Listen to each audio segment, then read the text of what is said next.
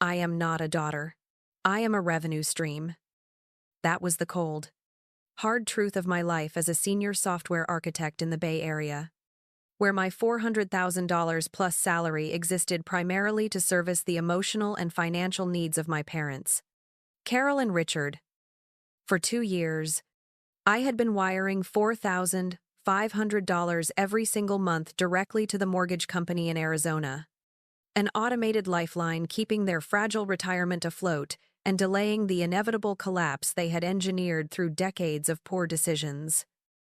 I didn't send the money out of love, but out of a desperate, guilt-ridden need to be the responsible one, the one who prevented the failure I knew they deserved.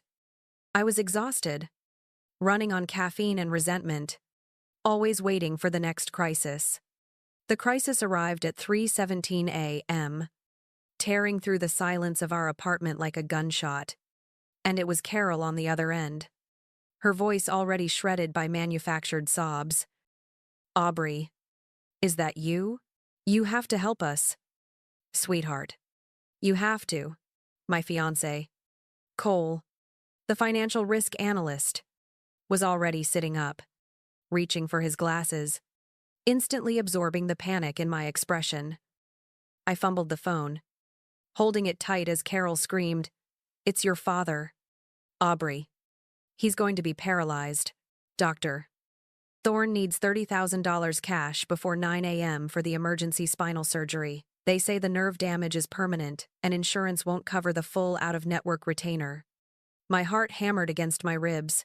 The fear of losing my father, even one as neglectful as Richard, was a primal, potent weapon Carol knew how to wield. "But Mom, why cash? Where is the insurance?" I choked out, trying to engage the logic Cole trained me to use. Carol just sobbed harder, the sound designed to drown out reason. "It's too late. Aubrey, we tried to apply for a credit line, but you know how bad our credit is." The bank laughed at us. "You are our only hope. If you don't send the $30,000 now, they will cancel the OR, and your father will never walk again." Cole shook his head sharply, but I saw the panic reflected in his eyes. The risk of permanent paralysis was too high to ignore for the sake of caution. My trembling hand navigated to our joint investment account, the fund we had been building for 3 years, and with 3 quick clicks, I initiated the wire transfer of $30,000 to Carol's account, watching our future zero out on the glowing screen. 5 days after the wire transfer, the silence was the loudest sound in our Bay Area apartment, broken only by Cole's persistent, focused tapping on his laptop. "Aubrey, come look at this," he finally said, his voice flat and tight with professional suspicion. "Log into Richard's insurance portal. The one you pay for." I pulled up the insurance website on my phone, already feeling a cold dread settle in my stomach, and navigated to the claim's history. "There's nothing here, Cole," I whispered. "0 claims in the past week." Cole slammed his laptop shut. He was operating in pure financial risk analyst mode now, and his jaw was granite. "Exactly. Aubrey. Even an out-of-network surgeon uses an in-network facility for the OR. The anesthesiologist would bill insurance. The facility fee would bill insurance. There is absolutely no record of a catastrophic emergency spinal surgery." The gnawing feeling I had been suppressing for days crystallized into a brutal certainty, forcing the air from my lungs. "We need to go there, Cole," I stated, the decision already made. "We need to see what that $30,000 bought." We drove 6 hours straight through the Arizona desert night, taking shifts at the wheel, but neither of us truly slept. We pulled into my parents' driveway just as the sun broke the horizon, ready for a trauma ward, a wheelchair ramp, anything but the scene that unfolded. Richard, the man supposedly recovering from emergency spinal surgery 5 days prior, was agilely climbing a ladder. He wasn't struggling. He wasn't wincing. He was whistling a cheerful tune while washing the roof of a brand new, enormous, sleek black cargo van custom $65,000 parked proudly in the driveway. The van was an obsidian monument to self-indulgence, equipped with custom solar panels glinting in the morning light, clearly meant for long-term luxury travel. I got out of the car, my knees weak not from exhaustion, but from the sickening realization that I had just been gutted by my own family. Troy, my 26-year-old brother, emerged from the front door, wearing expensive jeans and holding a coffee, looking relaxed and entitled, not surprised to see me. "Sis, you're home," he grinned, walking over to pat the side of the van with proprietary affection. "You're just in time to see her. Isn't she beautiful?" I could only stare at my father's perfectly healthy back as he stretched. No surgical scars. No hint of paralysis. Just a man cleaning his son's new chariot. The down payment was all I needed, Troy boasted, oblivious to the seismic shift happening in my world. This beauty lets me trade NFT and crypto on the road, hitting all the major networking hubs. I've been trying to make this happen for 2 years, but I could never get the cash together. My voice emerged as a dry, trembling whisper. "Down payment. Mom said you couldn't get a loan because your credit was shot." Troy laughed, a genuinely bewildered sound, confirming the absolute depths of their treachery. "What? No way." The dealer ran Mom and Dad's credit, and it came back over 780. The guy was super impressed. That's why they approved the financing for the remaining $35,000 so fast. "We just needed your cash to unlock the premium model." The world tilted as the full, brutal picture snapped into focus. My kindness, the $4,500 monthly payments for 2 years, had been weaponized, carefully cultivating their perfect credit score so they could execute this sophisticated, monstrous lie.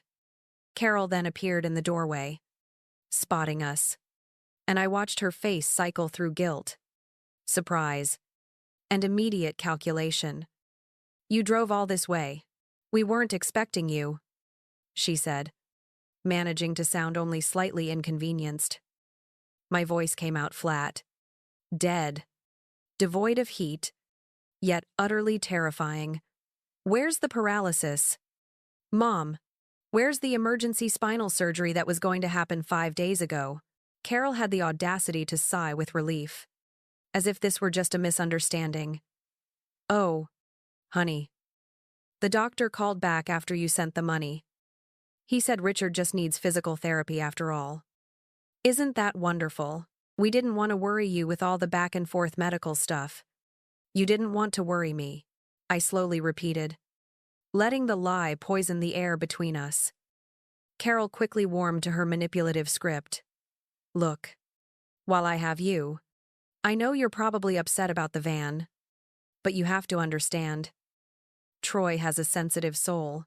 He needs this van to find his inspiration, to finally break through and make something of himself. When he gets famous, he'll pay you back double, triple." Cole stepped forward from behind me, his engineer's composure utterly gone, replaced by a cold fury that was more menacing than any shout. "This isn't an investment, Carol." Cole's voice was surgical in its precision. "This is grand larceny. You looked your daughter in the eye, lied about her father being paralyzed, fabricated an emergency surgery, and stole her savings to buy a toy for your unemployed son." Carol's face flushed crimson. "How dare you speak to me that way? We're family. This is between me and my daughter." Cole cut her off, his voice dropping to a courtroom whisper that echoed across the quiet desert morning. "I'm about to be family too. And I'm telling you right now, if you were anyone else, we'd already be on the phone with the police. We have the texts. We have the wire transfer record. We have documented proof of fraud." I looked past her to Richard, who was avoiding eye contact, pretending to scrub a spot on the van, and then at Troy, still confused about why we were so upset about his investment opportunity. For the first time, I didn't see family. I saw a black hole that had to be severed. Carol tried one last time, shifting tactics from defense to wounded accusation. Why are you being so calculating with your brother? You and Cole can earn that money back in a few months. It's just a number in an account to you. But your brother, he needs this to find his inspiration. The words, "You're the greedy villain," hit me like a slap. I stepped back, my voice low and steady. A new, final clarity washing over me. Fine. Troy is your investment. Then let that investment support you from now on. Carol's relief vanished. What? She managed. You heard me, I stated, putting deliberate distance between us. If Troy's crypto career is such a sure thing, he can take over the $4,500 monthly bills I've been paying, the mortgage, the insurance, all of it.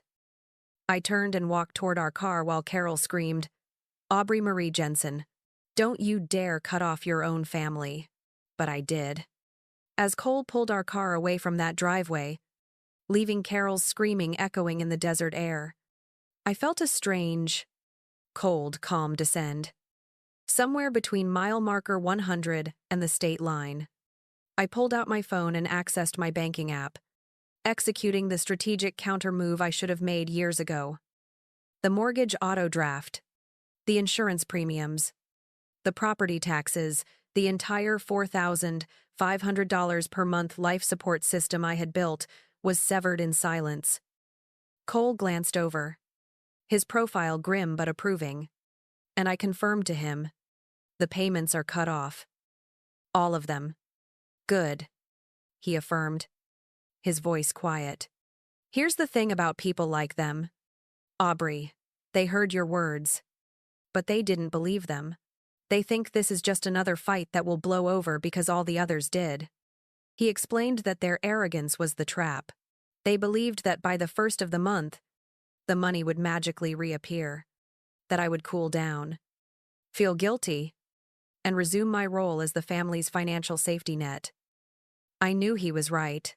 They fundamentally saw me not as a daughter, but as a resource too afraid to let them fail. I didn't send a warning text or an explanation. I simply disappeared. Back in the Bay Area apartment, I performed the final act of severance. I blocked Carol, Richard, and Troy on every communication platform, phone, text, and social media.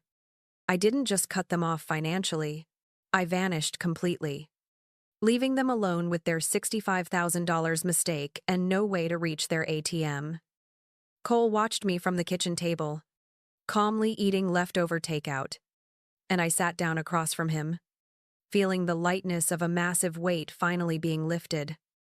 They're going to realize it in 30 days when the mortgage doesn't hit, he stated, purely as an observation of risk analysis. Let them, I replied, feeling a strange, solid sense of calm.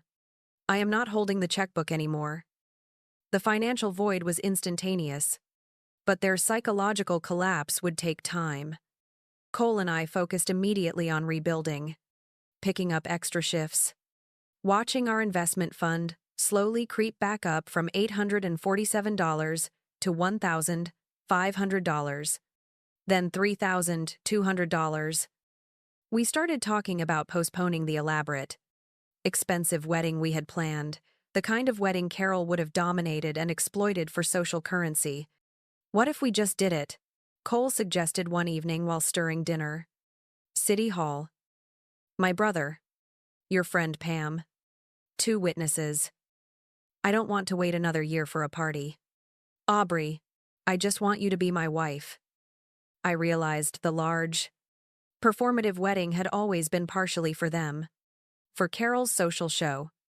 For Richard to play the proud father. City Hall sounds perfect. I agreed, realizing we had just saved over $20,000 by skipping the drama and the debt. 4 weeks after the confrontation, we were married on a Tuesday afternoon. Our vows exchanged in front of a judge, quiet and unburdened.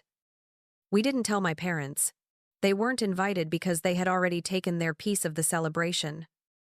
Through my Aunt Pam, Carol's long-estranged sister, I received cryptic updates, A vital, cold stream of intelligence from behind enemy lines. Pam was a good, honest source, disgusted by Carol's betrayal, and she knew she couldn't tell them how to reach me. Pam's first texts confirmed my strategy was working perfectly. Your mom tried to call you today. Got the number is no longer in service message. She thinks you changed your number and didn't tell her. She's telling everyone you're being childish. I smiled. Their arrogance was indeed the trap. Another text arrived. Troy left yesterday. Loaded up the van and headed to the desert. Your mom is telling everyone he's going to network and find his artistic roots. I didn't reply to that one. I didn't care where Troy was. Only that the engine of their destruction was now fully fueled and speeding toward a cliff. November 1st was coming. The day the bank would reject the mortgage payment, and they would finally understand I wasn't bluffing. The hunter's patience is absolute. I had set the trap. And now the waiting game began. My internal clock was counting down to the moment their denial would shatter. A week after the November 1st payment failed, Pam's frantic text came through. Aubrey, your mother is calling me screaming, the bank made a terrible mistake with the autopay. They are liquidating assets already. The fact that they immediately jumped to selling items, instead of selling the van or facing their creditors, confirmed their financial desperation and their commitment to Troy's fantasy. 2 months into the cutoff, their denial gave way to raw panic, culminating in the phone call I was expecting. I was reviewing architectural blueprints when Cole's phone rang. He glanced at the screen, saw Richard's number, and answered on speaker without emotion. Richard's voice, thin and reedy, sounded smaller than I remembered. Cole, son, I hate to bother you, but we need $4,500 right now for the overdue mortgage. Just a short loan until Carol's pension check clears. Cole didn't even look at me. He simply spoke into the phone with the chilling precision of a high-level consultant. You have a $65,000 luxury vehicle in your driveway. Richard. Sell that cargo van, Richard stammered, his voice rising in panic. But that's Troy's mobile office. He needs it for his trading and his networking. Cole didn't budge, his voice dropping to a low, clinical warning. He is not touring. He is not working. And he is bleeding your budget dry with payments, maintenance, and insurance. It is a depreciating asset and a monumental risk. Richard, manage the risk. Or don't call me. Don't call me asking for grocery money when you are sitting on an asset worth more than most people's annual salary. The line went dead, and Cole calmly returned to his tablet. The victory complete. The boundary set. Carol's opposition was not finished. She shifted tactics, moving from financial denial to direct liquidation to avoid losing the house outright. Pam texted a warning. Your mom is getting desperate. She's trying to sell the big oak dining set and even Grandma's antique garnet jewelry. The mention of Grandma's garnets, the heirloom necklace meant for me, ignited a cold rage.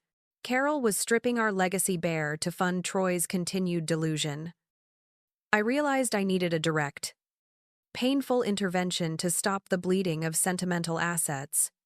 She can't sell the heirlooms if the house is in legal limbo, I stated, turning to Cole, who immediately understood the play. As a senior software architect, I had meticulous records of every $4,500 mortgage payment I had made over the last 2 years. I instructed my lawyer to send a formal legal notice to Carol and the mortgage company, demanding an immediate financial audit of the property before any major assets could be transacted. The reason? I claimed a massive financial interest due to my direct 2-year contributions and possible wire fraud. This was the legal sabotage, a direct, devastating blow delivered by the system I understood and she feared. The lawyer's letter effectively froze Carol's ability to sell any high-value items, including the garnets, because the title and equity were now subject to legal dispute. Pam reported Carol's reaction. She's hysterical. She can't sell the dining set because some crazy legal notice appeared. She says she needs the cash urgently to stop the house from being foreclosed. Carol had been checkmated. My kindness, once used as their shield, was now my sword, turning their own home into a legal cage. The house, however, continued its inevitable decline. My move only slowed the liquidation, not the debt. Month 4 brought more car troubles for the van, adding more debt to their already maxed-out credit cards. I didn't feel triumph. Only the clinical satisfaction of watching variables collapse exactly as Cole's risk model would have predicted. They were trapped, forced to liquidate small items at low prices to cover interest payments on a loan they took out to perpetuate a monstrous lie. The hunter had sealed the cave, and all I had to do now was wait for the darkness to consume them. The 7th month brought the culmination of the risk Cole had calculated, the foreclosure notice. Pam called me directly, her voice hushed and strained, confirming the inevitable. Aubrey. The bank took the house. The eviction notice came yesterday.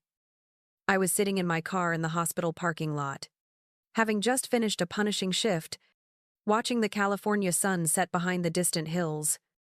Where are they going? I asked, my voice flat, empty of either triumph or guilt.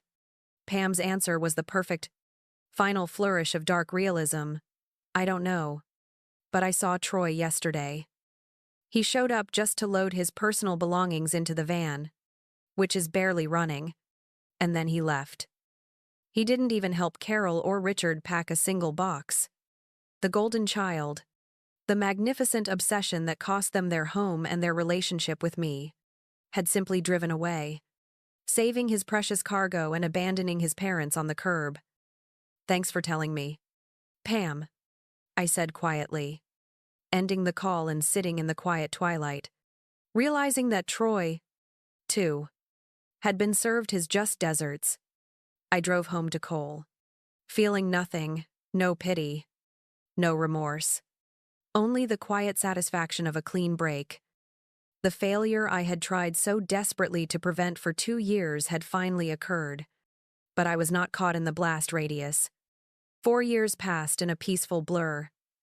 Cole and I built a real life, moved into a modest home we could actually afford, and welcomed our daughter, Eliza, into a safe, financially sound world. This life was quiet, stable, and completely invisible to the people who once demanded my attention. The silence broke one Tuesday morning when the mail slot clattered, and I found a handwritten envelope postmarked from the high desert. I recognized the shaky, cramped handwriting instantly. Carol's. I should have thrown it away, should have burned the contact, but instead, I tore it open, needing to witness the final, pathetic act of her performance. The letter was exactly the sob story I expected. They were living in a rusting double-wide trailer park. Richard's health was declining, no specific details. Of course, meaning he was likely fine but miserable. And they were barely surviving on his meager pension. Then came the centerpiece of her final manipulation. Jagger is gone. Aubrey. He moved to Portland 2 years ago and never calls. He sold that awful van for scrap. We are alone. Carol wrote, trying to inject enough emotion to make me feel something. We made terrible mistakes, but we're still your parents. Doesn't that count for something? I flipped to the second page, my jaw tightening as I saw the ultimate goal. Pam, with her good heart and terrible secret-keeping, had let something slip. Aunt Pam let slip that you have a daughter. Carol wrote, her handwriting sloping downwards. Please. Aubrey. Let us see her. Let us be grandparents. It's the only joy we have left. We don't need money. We don't need anything from you except a chance to know our granddaughter. As I shook the letter, a small, faded photograph fell out. It was me at 5 years old, sitting on Richard's shoulders, laughing, believing I was safe. Cole walked in just then, saw the paper in my hand and the expression on my face, and stopped, instantly understanding. I handed him the letter. And he read it, his expression hardening with every line about Eliza. They don't miss me, Cole, I said quietly. The analysis cold and certain. They never missed me. They missed the $4,500 a month. And now they want access to Eliza. They want a new retirement plan. Cole nodded. So what do we do? I walked to the counter, picked up the letter, and tore it in half. Then in half again. I did the same to the photograph, separating 5-year-old me from the father holding her, letting the pieces fall into the trash like confetti. I immediately pulled out my phone and messaged Pam, "Do not give them my address. If they show up here, I will treat them as trespassers. If you tell them where I live, you and I are done." Do you understand? The 3 dots appeared and disappeared once. Then finally, I understand. I'm sorry. Bree. I put the phone down, walked to Eliza's playpen, and lifted her into my arms. Cole wrapped his arms around both of us, sealing the unit, the fortress. Blood makes you related, I whispered into Eliza's soft hair. But loyalty makes you family. When she's old enough to ask why she doesn't have grandparents on my side, I'll tell her the truth. Breaking the cycle isn't about fixing the people who broke you. It's about building a wall so high that they can never climb over it to hurt the people you love. The door was closed, and we were finally, completely, free. Thank you for watching this chilling journey of calculated revenge and boundary setting. Sometimes, closing the door on toxic family is the coldest, yet the most essential, decision you can make to build a fortress around the people you love. If you've ever had to sever ties to secure your peace, share your thoughts below. Hit like and subscribe to join us for the next story of strategic defiance.